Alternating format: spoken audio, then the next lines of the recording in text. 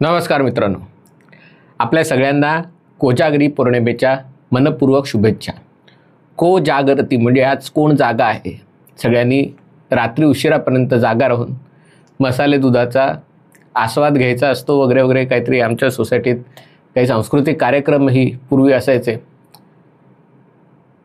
पण कोजागरती म्हणजे जागा कोण आहे आणि लोकशाहीमध्ये समाज म्हणून तुम्ही आम्ही जागा असणं आवश्यक आहे। आज महायुतीच्या नेत्यांची म्हणजे मुख्यमंत्री एकनाथ शिंदे आणि उपमुख्यमंत्री देवेंद्र फडणवीस आणि अजित पवार यांची एकत्र परिषद झाली आणि त्यांनी महायुतीचं गेल्या 2.5 वर्षाच्या कारकिर्दीतलं रिपोर्ट कार्ड प्रसिद्ध केलं। उद्धव ठाकरे मुख्यमंत्री असताना म्हणजे नोव्हेंबर 2019 ते जून 2022 आणि महायुतीचं सरकार असताना म्हणजे जुलै 2022 ते ऑक्टोबर किंवा सप्टेंबर 2024 या कालावधीत महाराष्ट्राच्या झालेल्या प्रगतीचा लेखाजोखा मांडण्यात आला। यामध्ये एक गोष्ट सगळ्यात नजरेत भरणारी होती, ती म्हणजे एकनाथ शिंदे, अजितदादा आणि देवेंद्र फडणवीस यांच्यातली केमिस्ट्री।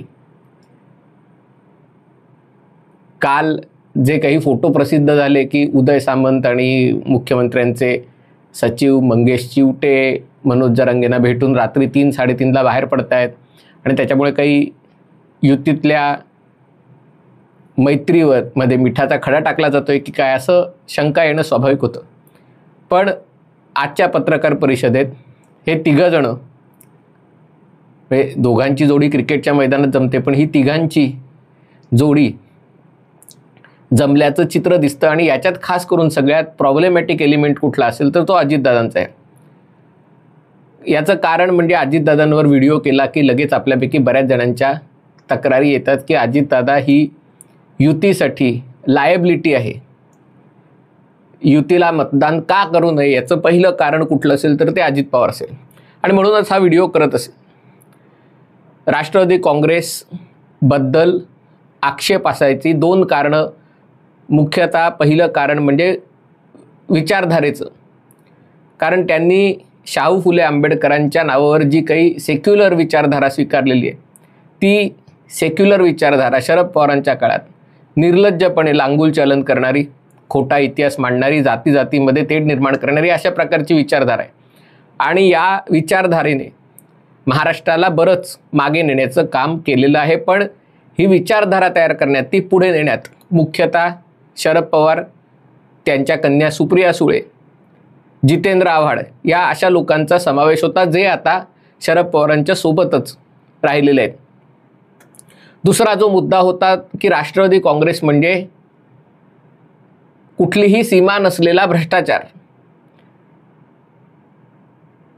वाटेल तेवढा खर्च करायचा आणि प्रत्येक क्षेत्रात घोटाळे करायचे। आणि या दुसऱ्या आक्षेपाच्या मुद्द्याचा चेहरा आत्तापर्यंत राहिले होते ते म्हणजे अजित पवार। आणि त्याच्यामुळे हे जे सगळे घोटाळे आहेत, जे अगदी आघाडी सरकार असताना म्हणजे काँग्रेस राष्ट्रवादी सरकार असतानाही हे सगळे लिब्रांडू पत्रकार आहेत, म्हणजे त्यांचंच सरकार होतं पण त्यांच्याच सरकारमधला मोठा भाऊ असलेल्या काँग्रेसनी आपल्याच सहकार्यांचे कारनामे आपल्याच मर्जीतल्या पत्रकारांकडनं, आपल्याच निर्भय गँगकडनं प्रकाश झोतात आणले होते। पण ही सगळी लुटूपट्टूची लढाई होती आणि त्याच्यातनं जे घोटाळे सगळे समोर आले आणि त्याच्यातला सगळ्यात मोठा कुठला असेल तर तो सिंचन घोटाळा असेल। आणि हा आरोप सातत्याने केला जातो की भाजपाने निर्लज्जपणे या सगळ्यांवर गंगाजल शिंपडलं, पदरी घेतलं आणि पवित्र, म्हणजे पदरी पडले आणि पवित्र झाले, अशा प्रकारे या सगळ्यांना पवित्र करून घेतलं। आता कुठल्याही घोटाळ्याची चौकशी होणार नाही, ईडी, CBI, आयकर कशाचं काही होणार नाही। आणि याचा राग लोकांच्या मनात आहे, तो जाणं अवघड आहे। याबाबत देवेंद्र फडणवीसांनी किंवा इतरही कोणी कितीही समजवण्याचा प्रयत्न केला, अगदी मी समजवण्याचा प्रयत्न केला तरी मला प्रतिक्रिया येतील की तुम्ही नंग समर्थन करू नका, निर्लज्ज समर्थन करू नका, सरळ सांगा की तुम्ही राजकीय सोयीसाठी त्यांना घेतलेलं आहे। आणि म्हणूनच एक मुद्दा आपल्या समोर आणण्यासाठी, कारण हा जो सगळा रिपोर्ट कार्डचा विषय आहे ज्याच्यामध्ये राज्याचा आर्थिक विकास दर गेल्या 2.5 वर्षात आणि त्याच्यापूर्वीच्या 2.5 वर्षात किती राहिलेला आहे, देशातली FDI महाराष्ट्रात गेल्या 2.5 वर्षात आणि त्याच्यापूर्वीच्या 2.5 वर्षात किती आलेली आहे, गरिबांसाठी किती घरं बांधली गेलेली आहेत, आदिवासी घरकुल योजनेच्या अंतर्गत आदिवासींसाठी किती घरं बांधलेली आहेत, शेतकऱ्यांना किती नुकसान भरपाई दिलेली आहे, त्यांची किती कर्जमाफी केलेली आहे, त्यांना किती वीज पुरवण्यात आलेली आहे, त्यांना स्वयंसहाय्य गटांना म्हणजे महिला बचत गटांना वगैरे किती मदत केलेली आहे, हे सगळे मुद्दे त्याचा उहापोहा आपण करूया आणि तो करणं आवश्यक आहे, कारण या मुद्द्यांवर देखील निवडणूक लढवली जाणं आवश्यक आहे. पण तो करण्यापूर्वी जो उंबरठा आहे तो उंबरठा ओलांडावा लागतो आणि तो उंबरठा म्हणजे अजित पवार की आता त्यांचं काय करायचं. म्हणून म्हटलं की हा मुद्दा नीट समजून घ्या. अजित पवार आणि त्यांचे तेच सहकारी ज्यांच्यावर भ्रष्टाचाराचे आरोप झाले, त्याच्या चौकशा लागल्या, त्याच्यावर आरोपपत्र काही क्षेत्रात म्हणजे अनेक गोष्टींमध्ये दाखल करण्यात आली, मग ते भाजपासोबत आले आणि ते आरोप शांत झाले, सगळं मान्य. पण मला एक सांगा, गेल्या 2.5 वर्षाच्या काळात तेच अजितदादा, तेच त्यांचे सहकारी एकनाथ शिंदेंच्या मंत्रिमंडळात आहेत. या 2.5 वर्षात त्यांच्या विरुद्ध किती आरोप झाले, किती चौकशा लागल्या. अर्थात असं काही सांगितल्यावर म्हटलं अरे तुमचंच सरकार आहे, मोदी सरकार तुमच्या लोकांविरुद्ध चौकशी लावणारच नाही, ते फक्त उबाटा सेनेविरुद्ध, राष्ट्रवादी काँग्रेस शरदचंद्र पवार गटाविरुद्ध, काँग्रेस विरुद्ध अशा चौकशा लावतं.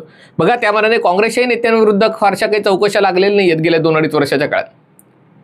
जे मुख्यतः लोक तिकडनं इकडे आलेले आहेत हे शिवसेना आणि राष्ट्रवादीचे लोक आलेले आहेत. काँग्रेसच्या लोकांच्या मागे, पृथ्वीराज चव्हाणांच्या मागे किती चौकशा आहेत, अशोक चव्हाणांचा एक अपवाद वगळता ते आलेले आहेत. पण तुलनेने विजय वडेट्टीवार असतील, नाना पटोले असतील, यांच्या मागे काही अशा चौकशा लागलेल्या नाही आहेत. बाळासाहेब थोरात असतील, यांच्या मागे काही चौकशा लागलेल्या नाहीत. वर्षा गायकवाड असतील. आणि म्हणून हा मुद्दा अधिक ठळकपणे मांडायचं दारिष्ट्य करत आहे.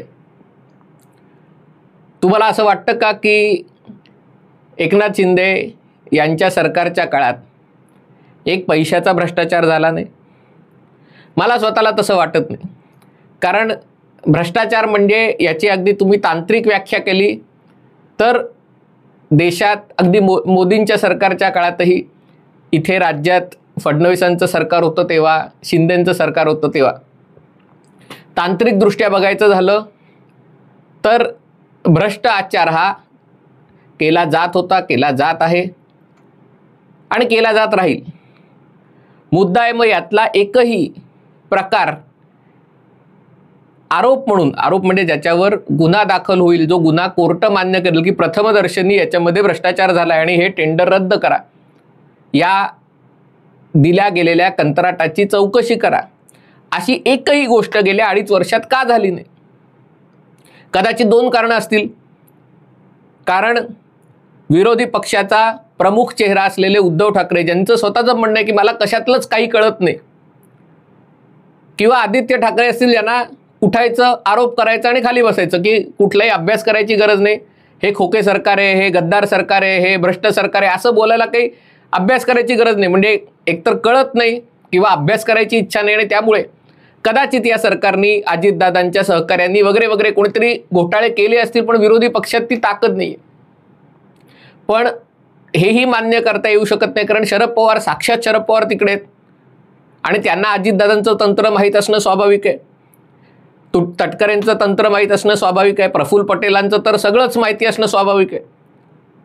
मग आरोप का झाले नाहीत की ज्याच्यामध्ये पोलिसांनी चौकशी करायला टाळाटाळ केली, पण मग कोणीतरी जनहित याचिका घेऊन न्यायालयात गेलं, कोर्टाने चौकशी लावली, असं का झालं नाही?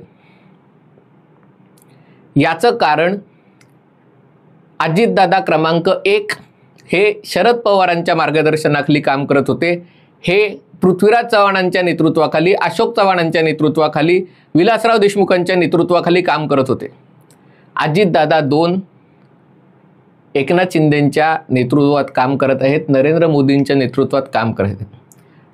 आणि त्यामुळे गेल्या 10 वर्षात अगदी मोदी सरकारचं उदाहरण घ्या किंवा फडणवीस सरकारचं उदाहरण घ्या किंवा एकनाथ शिंदे सरकारचं उदाहरण घ्या, सरकारची जी काही ध्येय धोरणं आहेत त्या ध्येय धोरणामध्ये असं क्वचितच झालं की काहीतरी योजना सुरू केले, हजारो कोटी खर्च केलेत आणि कुठलं कामच झालं नाही. म्हणजे सिंचन घोटाळ्याचा आरोप काय आहे की 70,000 कोटी खर्च केले आणि सिंचन क्षमता अगदी 0.1% वाढली.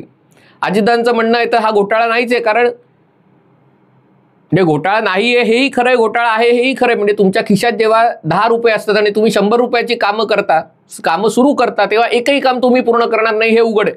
आणि त्यामुळे खिशातले 10 रुपये आणि दरवर्षी खिशात येणारे 10 रुपये तुम्ही वायफळ खर्च करता. काँग्रेस सरकारच्या काळात, उद्धव ठाकरे सरकारच्या काळात हे अशाच प्रकारची कामं सातत्याने केली गेली. कुठल्याही गोष्टीवर वारेमाप खर्च करायचा, गोष्ट पूर्णच करायची नाही आणि मग बोटं मोडायची मोदी सरकारच्या नावाने, बोटं मोडायची विरोधी पक्षांच्या नावाने, बोटं मोडायची आपल्याच सहकाऱ्यांच्या नावाने की मुख्यमंत्र्याच्या हाताला लकवा मारलाय, ते कामच करत नाहीत. बोटं मोडायची पर्यावरणाच्या नावाने की राज्य सरकार निर्णय घेणार, काम पुढे करणार आणि मग केंद्रातलं पर्यावरण मंत्रालय तिथे आडकाठी करणार. कोस्टल रोड म्हणूनच सुरूच होऊ शकला नाही. आता श्रेय घेत आहेत, पण कोस्टल रोड महापालिकेला का बांधता आला नाही? एवढे जर शरद पवार दूरदृष्टीचे नेते होते तर आपल्या लाडक्या उद्धव ठाकरेंचं व्हिजन पूर्ण करण्यासाठी आपल्याच केंद्र सरकारकडनं कोस्टल रोडला मान्यता का देऊ शकले नाहीत? याचं कारण ही मोडस ऑपरेंडी होती. आता तेच अजितदादा, तेच तटकरे सगळे इथे आलेत, कामंही होत आहेत. आता कोणाच्या हाताला लकवा मारलेला नाही, धडाधड कामं होत आहेत. आणि या कामांमध्ये की हे टेंडर काढलं आणि हे अनियमित पद्धतीने टेंडर काढलं किंवा प्रक्रिया पूर्ण न करता टेंडर काढलं आणि याच्यात एवढा घोटाळा झाला, असे आरोप ना शरद पवार करू शकत आहेत ना उद्धव ठाकरे करू शकत आहेत. आरोप करायला करतायत, पण कुठलाही आरोप त्याची कोर्ट PILच्या माध्यमातून कोर्टात जाऊन कोर्ट त्याची चौकशी लावू शकत नाही. आणि हा अजितदादा क्रमांक 2. आता त्या भूतकाळाचं काय करायचं हा वेगळा प्रश्न आहे. तो सगळा विषय माफ करायचा का सोडून द्यायचा का? पण म्हणून म्हटलं राजकारणातले निकष वेगळे असतात. अजितदादांकडे जी धडाडी आहे, जी कामं करण्याची पद्धत आहे, तो त्यातला चांगला भाग आहे आणि त्याची महायुती सरकारला गरज आहे. फक्त ही कामं करताना रेकलेस कामं होणार नाहीत ना. ज्या गोष्टींसाठी पद्धत आहे कंत्राट काढायची वगैरे त्याच्यामध्ये काही घोटाळे होणार नाहीत ना. कामं काढून ती पूर्ण होत नाहीयेत असं काही होत नाही ना, याच्यावर नजर ठेवणं आवश्यक आहे. ती नजर देवेंद्र फडणवीसांची आहे, ती नजर एकनाथ शिंदेची आहे, ती नजर मोदींची आहे. आणि त्यामुळे जो बदल घडलेला दिसतो त्याच्यावर मी व्हिडिओ करीन, तो त्यासाठी घडलेला आहे. आणि यासाठी अजितदादा, तटकरे, बाकी सगळे, प्रफुल्ल पटेल सगळे सरकारमध्ये असले तरी ज्या सुरसरम्य कहाण्या 2001 ते 2014 कानावर पडायच्या तशी एकही कहाणी यावेळेला बाहेर पडलेली नाही. आरोप भरपूर होत आहेत, पण त्यातला एकही आरोप चिकटत नाही आहे, टिकत नाही आहे. ही गोष्टही आपण सगळ्यांनी म्हणजे लक्षात घेण्याची नितांत आवश्यकता आहे. हा व्हिडिओ आपल्याला आवडला असेल तर कृपया लाईक करा, शेअर करा आणि चॅनल सबस्क्राईब करायची विनंती आहे. तुर्तास इथेच थांबतो. पाहत रहा MH48.